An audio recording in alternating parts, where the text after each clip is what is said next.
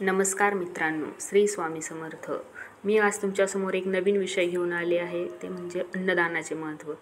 आपण आपल्या थोऱ्या मोठ्यांकडून वर्षानुवर्ष ऐकत आलो आहे की अन्नदान केल्याने 21 पिढ्यांचा उद्धार होतो। हे खरं आहे का? हो, खरंच अन्नदान हे सर्वात श्रेष्ठ दान मानले आहे। अन्नदानाच्या पुण्यामुळे राजा रतिदेवास स्वर्गलोकाची प्राप्ती झाली होती। जे लोक अन्नदान करीत नाही त्यांना परलोकात उपाशी राहावे लागते अशी मान्यता आहे। तर अन्नदान करणारा शिवलोकात जातो। तिन्ही लोकात अन्नदानासारखे मोठे आणि श्रेष्ठ दान नाही।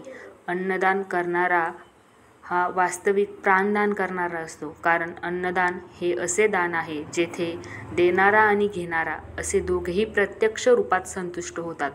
इतर सर्व दानांचे फळ हे आपल्याला दिसून येत नाही, ते अप्रत्यक्ष असते, पण अन्नदानाचे हे फळ आपल्याला प्रत्यक्षपणे दिसते।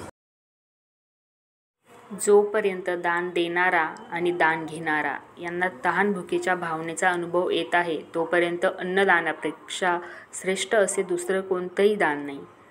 लक्ष्मी केव्हा रुसून आपल्याकडे पाठ फिरवेल हे सांगता येत नाही, म्हणून आपल्याला जेव्हा शक्य होईल यथाशक्ती यथासामर्थ्य दान केले पाहिजे।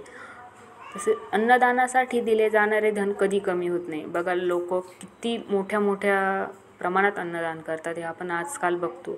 जसं विहिरीतील पाणी काढल्याने कधी कमी होत नाही, तसं अन्नदानासाठी दिले गेलेले धन कधीही कमी होत नाही।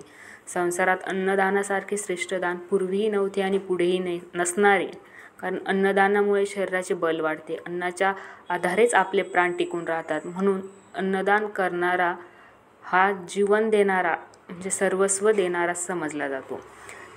न्यायिक म्हणजे चांगल्या मार्गाने मिळवलेल्या उत्पन्नातील 1/2 भाग हा भगवंताच्या कार्यासाठी उपयोग आणावा असं आपल्याला आपलं शास्त्र सांगतं।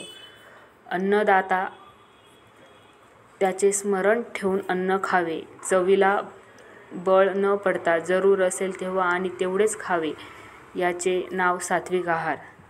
शेकडो मनुष्यात एखादा शूर असतो, एखादा पंडित असतो, लाखात एखादा वक्ता असतो, परंतु या सर्वात एखादाच दाता असतो किंवा नसतो। अन्नदानासारखे श्रेष्ठ दुसरे दान नाही।